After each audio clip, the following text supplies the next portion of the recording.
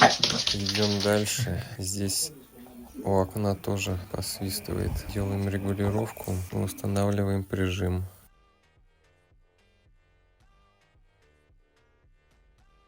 Также надо восстановить геометрию, поставить проставочные пластины дополнительные, чтобы все прижималось как надо.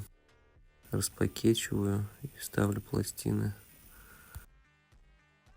Проверяем, чтобы все четенько работало, чтобы цапфы заходили друг в друга.